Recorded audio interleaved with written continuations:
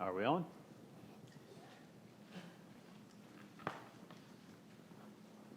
Trusting in God. It's what we should be, right? Oh, that's hot. Well, we're going to talk about some folks today who had to trust in God. We're going to talk about some people in Exodus. Now, last week we talked about giving our best to God. And today we're going to talk about following God closely. The exodus of Israel from Egypt is a type of our salvation.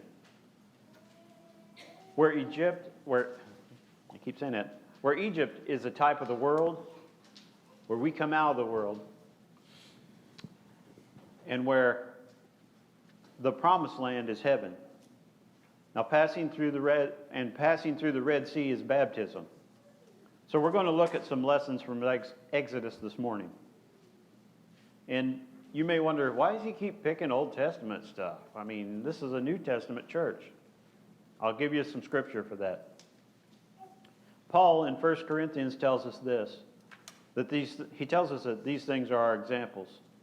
And if you listen to this section of scripture, some of the issues that Malachi called out 400 some years earlier, well, not earlier than this, but that Malachi called out in his book that we talked about last week, you see your issues here with the Israelites.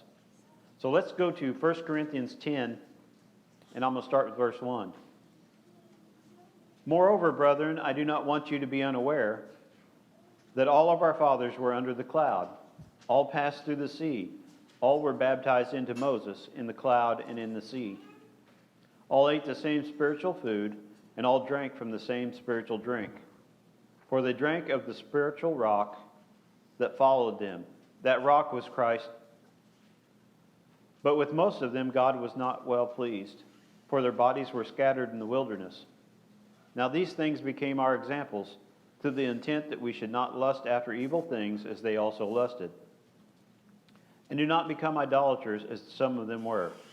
As it is written, the people sat down to eat and drink and rose up to play. Nor let us commit sexual immorality, as some of them did. And in one day 23,000 fell.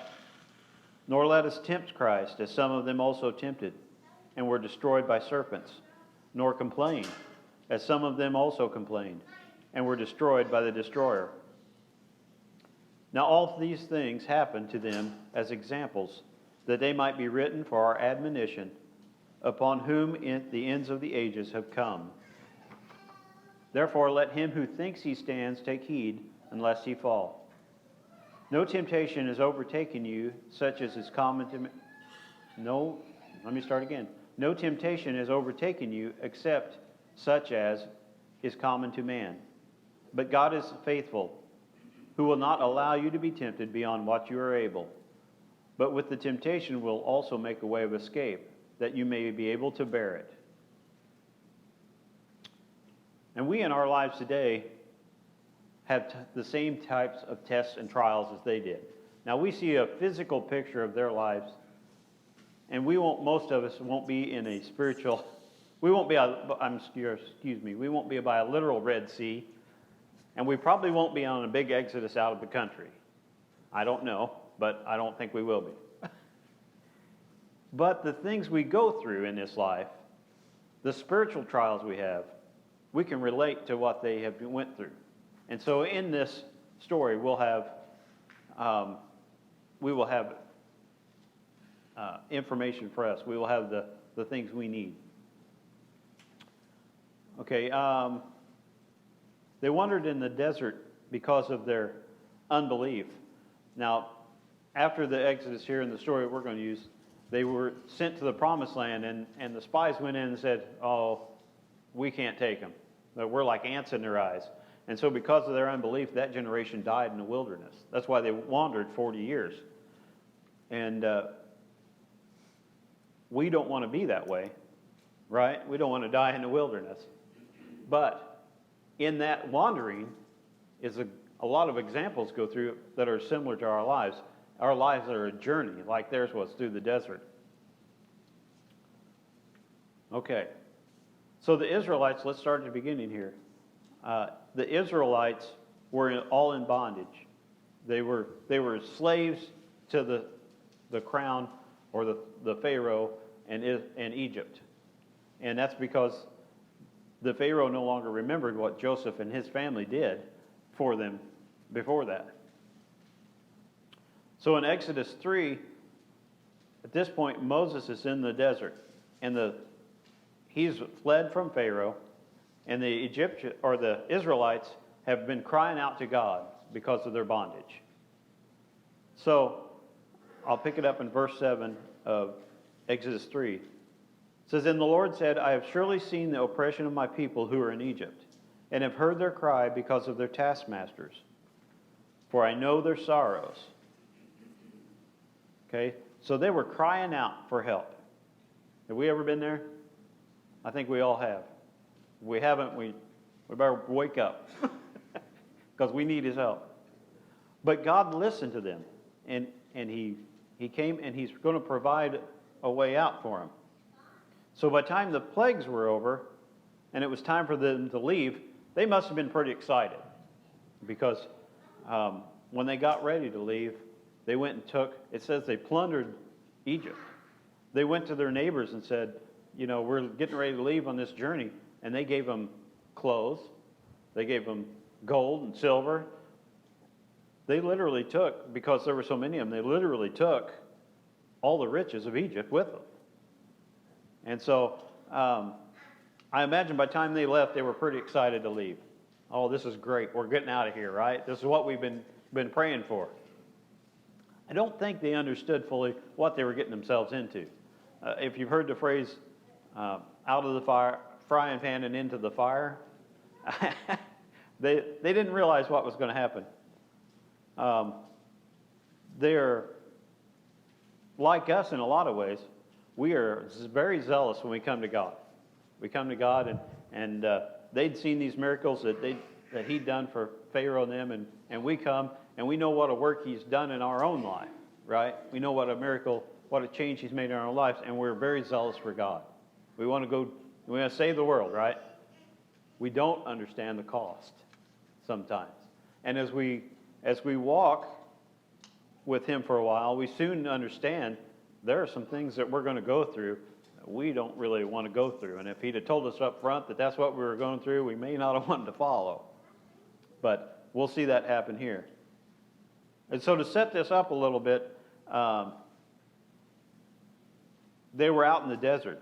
And as soon as they left Egypt, they started complaining. I mean, the reality hit them. They went out in the desert. They're no longer where they can go down to the 7-Eleven and get a Slurpee when they're thirsty or all the things that we like. They were in nowhere. And this was not a small group. We're told that it's somewhere between 600 and 3,000 people. And some people have figured almost 2 million people or over 2 million people. So this is not a small group. A lot of times when I would read the story, I would think, okay, there's 100 of them or something, But this is a large group and all their flocks and herds, okay? So let's see what Numbers tells us about this. It says, "So all who were numbered of the children of Israel by their fathers' houses from 20 years old and above, all who were able to go to war in Israel, all who were numbered were 603,550. But the Levites were not numbered among them by their father's tribe, for the Lord had spoken to Moses, saying, Only the tribe of Levi you shall not number, nor take a census of among the children of Israel." So there was at least 600,000 of them who were above 20 years old. And we're unclear whether that includes the women and children, but we know it doesn't include the Levites. So large group. And so they followed this one man out into the desert. And once they left, then the real fun started, because Moses didn't just lead them down the highway. He didn't go down the main road. He veered off into the desert. And they're like, if any of them knew anything about the area, they would have thought, there's a much shorter way to get to where we're going than the way we're going here, and would have raised doubts. But at this time, they were committed. And they started to realize there is a cost. When we are fully committed, there is a cost for us too. And so let's look at what Paul tells us in Galatians 2, in verse 20. It says, I have been crucified with Christ. It is no longer I who live, but Christ who lives in me. And the life which I now live, I live in the flesh. I live by faith in the Son of God, who loved me and gave himself for me. So we're called to lay down our lives before God. I don't think anybody mentioned that to me when I decided to become a believer. I don't remember anyone saying, oh, by the way, you have to give up your whole entire life. But that's what the Bible asks us to do, isn't it? To lay down our lives. Now, don't get me wrong. That is in our best interest. We often fight to hang on to the things that don't mean as much instead of giving them up for the things that do mean as much. The things we get from God and following him will make the stuff that we have and we think is so great in this world pale in comparison. So remember that as we go through. But we are called to follow him. And when we've been walking with him a while, we find out there are tests and trials. God will allow us to go through things to show us where we are in our walk.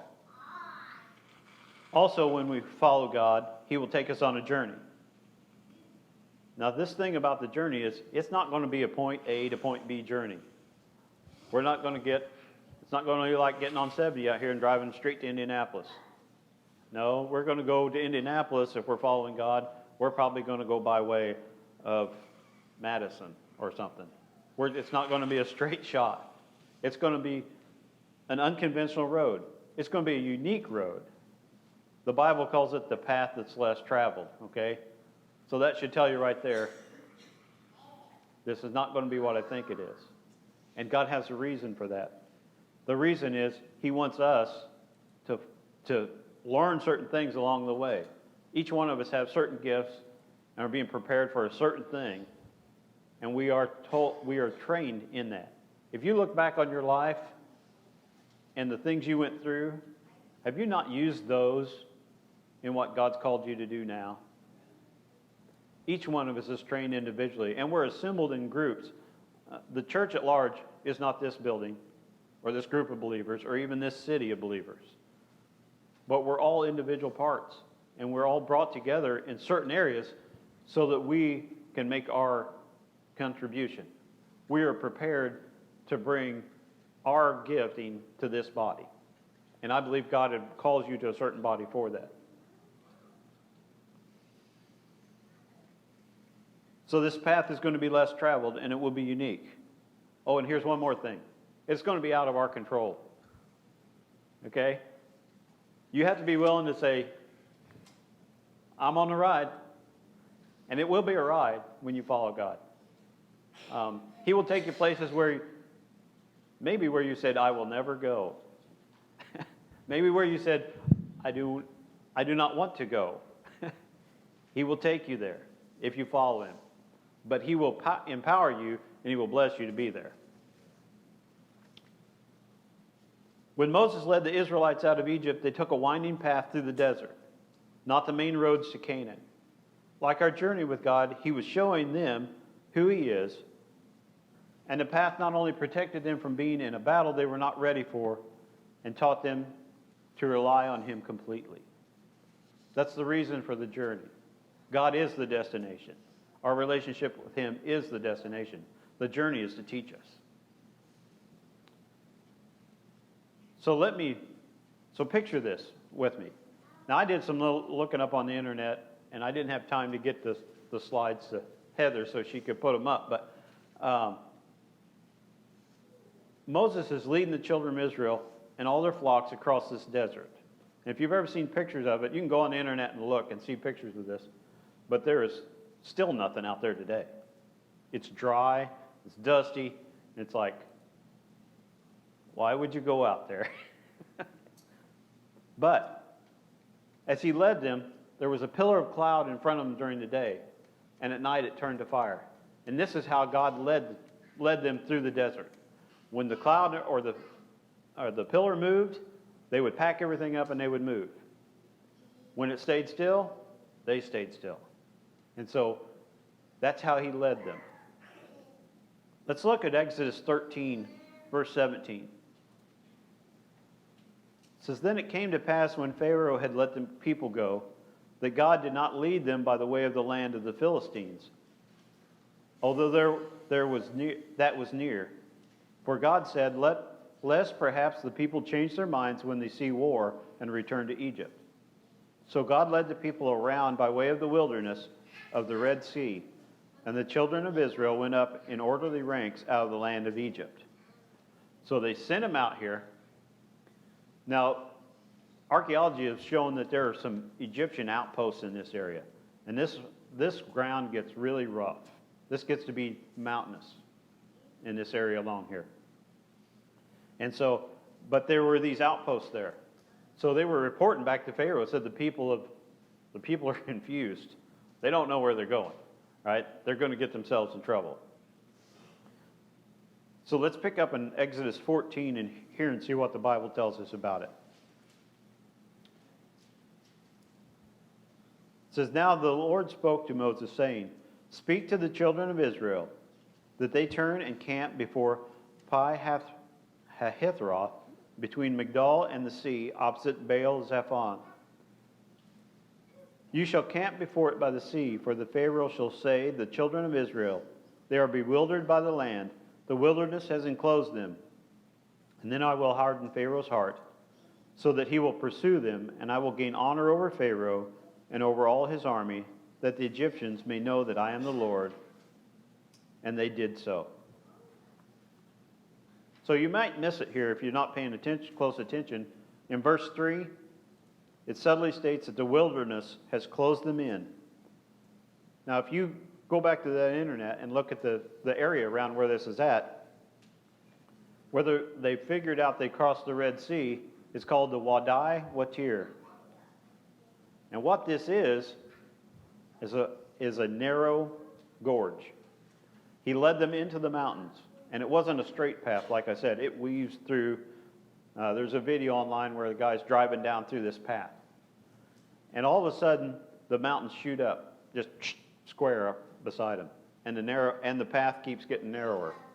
Until just before they get to the sea, this path is barely wide enough for one car to go through. Now think about 6 million or more people, or 600,000 or more people, and all their flocks and herds going into this. They had to be thinking, what are we getting ourselves into, right? And then as it comes up to the edge of the sea, there's a large beach. And it is a narrow gorge in the Sinai that leads out to a large beach on the Gulf of Aqaba near Nuweiba. Okay? So this path weaves through, and these are literally sheer cliffs on both sides of it. And they go out, and this beach is open, and the Red Sea's in front. So they got this narrow way behind them. And this is important. Let's go back to chapter 14 and verse 5. Now it was told the king of Egypt that the people had fled, and the heart of Pharaoh and his servants was turned against the people. And they said, Why have we done this, that we have let Israel go from serving us? So he made ready his chariot and took his people with him. Also he took 600 choice chariots and all the chariots of Egypt and the captains over every one of them. And the Lord hardened the heart of Pharaoh the king of Egypt, and he pursued the children of Israel. And the children of Israel went out with boldness. So the Egyptians pursued them, all the horses and chariots of Pharaoh, his horsemen, his army, and overtook them camping by the sea beside Pi-hahiroth before Baal-zephon. And when Pharaoh drew near, the children of Israel lifted up their eyes, and behold, the Egyptians marched after them. So they were very afraid, and the children of Israel cried out to the Lord. Good place to be, right? You're on a beach. You got an ocean or a sea in front of you. You got mountains all around you except for this one little narrow spot. And here comes the Egyptian army after you with their chariots and their horses. A rock and a hard spot, right? You ever been there in your life? Have you ever been in that place where you didn't have a choice? Where you're hemmed in? The army of the sea, Egypt behind them and the sea in front of them. Maybe you're in a place where everyday life has just been grinding you down. Maybe you're in a situation where you're suffering because somebody made a poor decision. You know, you were in a car wreck because somebody decided they would drive under the influence. It could be any number of things. It could be health. Many times we're in places God lets us get. He lets us get in these hard places. Because He's a mean God? No. No, God wants us to learn something. And what I found in my own life is, if I fail that test, I have the opportunity to do it again. Isn't that great? Yeah. Anyway, we get in these places, and this is where the Israelites were. And so, here's where the real learning comes in. We've suffered, like I said, maybe from somebody else's, but life has backed us in a corner and pressing us hard. So what do? Let's look at the rest of Exodus 14 and see what they did. It says, then they said to Moses, because there were no graves in Egypt, you've taken us away to die in the wilderness? Why have you so dealt with us to bring us out of Egypt? Is this not the word that we told you in Egypt, saying, let us be alone that we may serve the Egyptians? For it would have been better for us to serve the Egyptians than we should die in the wilderness. And Moses said to the people, do not be afraid. Stand still and see the salvation of the Lord, which He will accomplish for you today. For the Egyptians whom you see today, you shall see no more forever. The Lord will fight for you, and you shall hold your peace. So right away, what do they say? Now, a little bit ago, they were like, yeah, we're getting out of Egypt. Now it's like, I told you we wanted to stay in Egypt. As soon as our circumstances went bad, they wanted it back like it was. Let's reset it, right? And they turned against Moses. Moses went from hero to zero in a real hurry. And it's because they felt threatened. And we often do the same thing. But what did he tell them to do? He didn't say be afraid, did he? What he said was, do not be afraid. Stand still. Verse in the New Testament tells us to stand. And when you've done everything you can do, what are we supposed to do? Stand. Right? Why? Why can we have this confidence and why can we stand in that? Because we know the maker of the Red Sea. We know the one who made the earth. We know that He can make a way for us. And we're in our trials. Life's grinding on us. Whatever the situation is, He can make a way for us. What did Paul tell us? He said that no temptation will overcome you, but what He has made a way for you to escape. But oftentimes we're just like, I got to do it myself. I'll just, cinch up my belt, put on my boots. I'm walking through this, right? I can do this. Nope, you can't. You might be able to do it for a little bit. But soon, you're going to need Him. If you want to make lasting changes, you need Him. We all need Him to make lasting changes. And that's when we need to go to Him and have faith in Him. And you see, these reports that we get from the Old Testament, clear to the New Testament, these are for our edification. These are to build us up, to help us in our faith. Because if you have faith, you don't have fear. They're two opposite things. So when He tells them to stand still and do not be afraid, the Lord will fight for you. We have trouble with this. We want to fight it ourselves. Right? Make me an instrument of your vengeance, Lord. I will smite them, right? That's what we want to do, right? We want to do it. But God says give him room for vengeance and see what he will do. Because I'm here to tell you, he'll have a better idea than you got. Than you have. There, that's better English. But he will have a better idea, and he will better take care of it. We will get more from God if we yield to him than if we try to do it in our own right.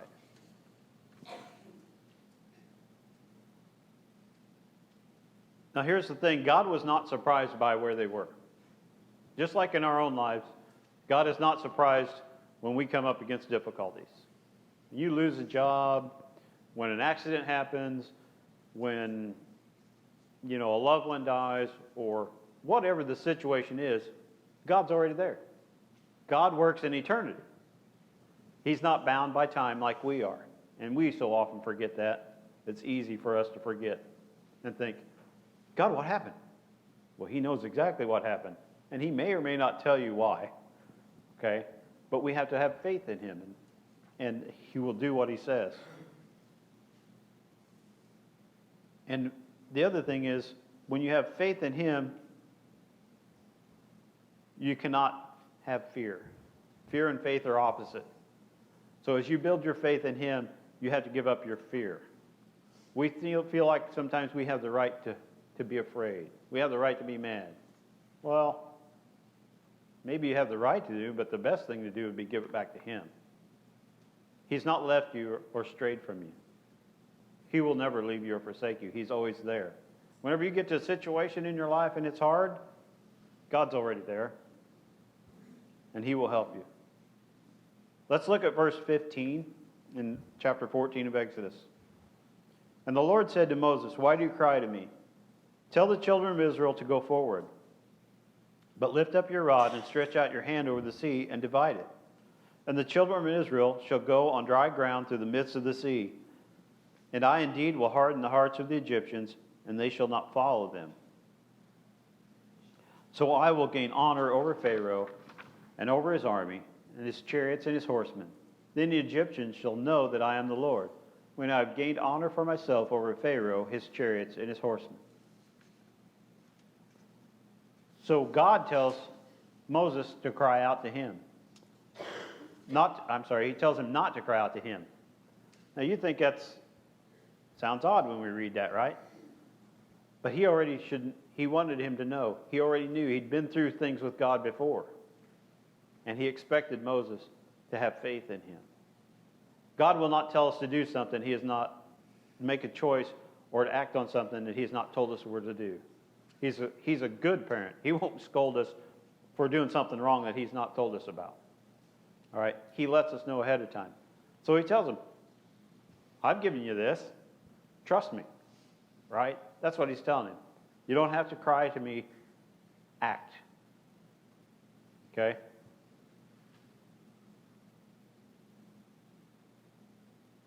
So, God didn't take him out of this situation, you notice.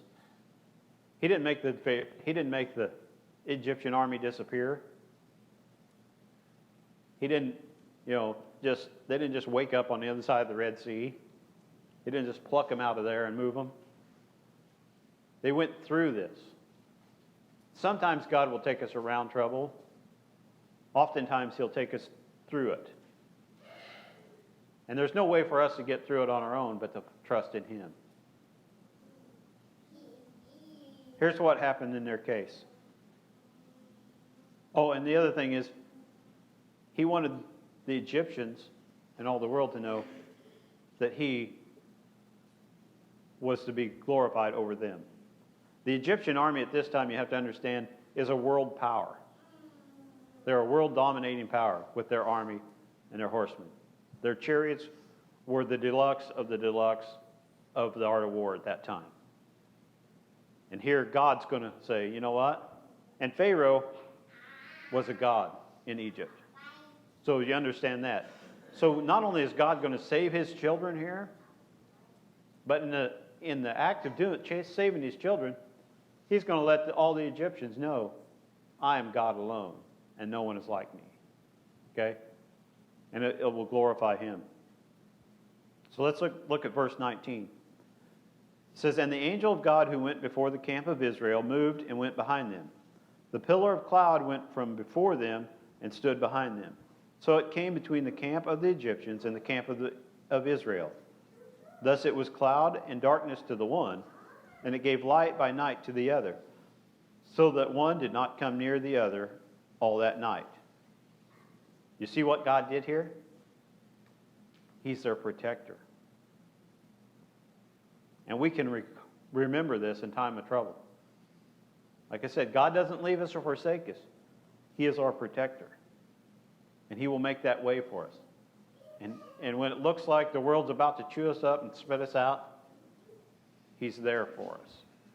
And his timing, we get nervous, okay? When we're waiting on God, boy, do we get nervous. We think, God's not going to make it. It's not going to happen. I wish God was here, right? God is there, and he's on time every time. Just because we get nervous and we don't think it's time for him to do it now, that doesn't mean God's going to do it right now, but God will do it at the right time. Let's go on. Verse 21.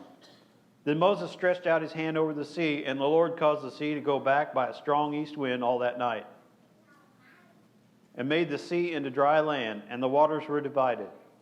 So the children of Israel went into the midst of the sea on dry ground, and the waters were a wall to them on their right and on their left. And the Egyptians pursued and went after them in the midst of the sea, all Pharaoh's horses, his chariots, and his horsemen. Now it came to pass in the morning watch that the Lord looked down upon the army of the Egyptians through the pillar of fire and cloud, and he troubled the army of the Egyptians. He took off the wheels of their chariots so that they drove them with difficulty. And the Egyptians said, 'Let us flee from the face of Israel, for the Lord fights for them against the Egyptians.' Then the Lord said to Moses, 'Stretch out your hand over the sea, that the waters may come back upon the Egyptians, on their chariots and on their horsemen.' And Moses stretched out his hand over the sea, and when the morning appeared, the sea returned to its full depth, while the Egyptians were fleeing into it. So the Lord overthrew the Egyptians in the midst of the sea. The waters returned and covered the chariots, the horsemen, and all the army of Pharaoh that came into the sea after them. Not so much as one of them remained. But the children of Israel had walked on dry land in the midst of the sea, and the waters were a wall to them on their right and on their left. So the Lord saved Israel that day out of the hand of the Egyptians. And Israel saw the Egyptians dead on the seashore. Thus Israel saw the great work which the Lord has done in Egypt. So the people feared the Lord and believed the Lord and his servant Moses." You see what happened there? He made a way for them. They crossed over on dry ground.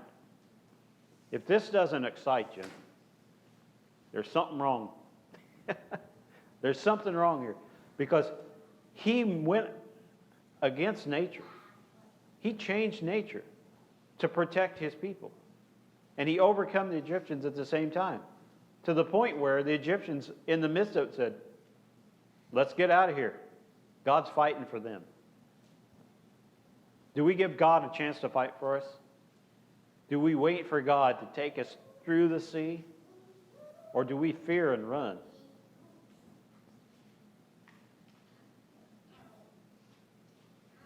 He's waiting. He wants to act for us. But if we tie his hands and we don't pray to him, and we don't trust and have faith in him, he can't do that because we gave us free will. So it's up to us to open that door.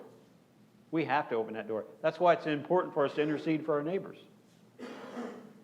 If somebody you know is in need and they are not of the physical capacity or enough faith to pray in that situation, that's where we come in as ambassadors of God, and we intercede for them. Just like Abram did for Sodom and Gomorrah. He fought for them with God. Have you ever went to God for somebody else's behalf? Or is it always just me? This is what I need, God. Here's a list. All right? And this is how I want you to do it. That's how we approach God most of the time. But God wants us to surrender. Let Him worry about us. Let Him fight our battles. Rely on Him to protect our rear. Right? He said He'll be our rear guard. But this miraculous power that we see in it, God's still that same God today. God can do miraculous things. Oftentimes we write it off in our educated world today. It's like, oh, well, that wasn't God that healed us. That was the medicine. We did that. No. If God didn't heal you, that medicine would not have done anything for you. I'm not telling you to throw your medicine away. Don't get me wrong. Trust in what He's given you, but give Him the glory for what happens. Oftentimes we think it's no thing. It's good luck, or we're fortunate, or whatever. Wake up. It's God. It's God working on your behalf. And it's God that protects us and lifts us up. And when we walk close to Him, we'll have all manner of opportunity to trust Him. Now, that's not what everybody wants to hear. Everybody wants to hear, yeah, everything will be great. I'll go to God and my life will be perfect after that. We'll live happily ever after, right? Nope, this isn't fairy tale. This is real. And God will send you through tests and trials. And you will have to pass that test. And when you get on the other side, you put that in your faith library. Okay? You put that away and you recall that the next time you have trouble. You remember. That's why God gave us His Word. And give us these examples in the Old Testament. The God we serve is a powerful God. He told them He would deliver them through the sea on dry ground, and that is exactly what He did. And when people tell you, well, it wasn't exactly that, it was something else. No, I'm going with the Word. I'm believing what God said. So to close this up today, I want to encourage you.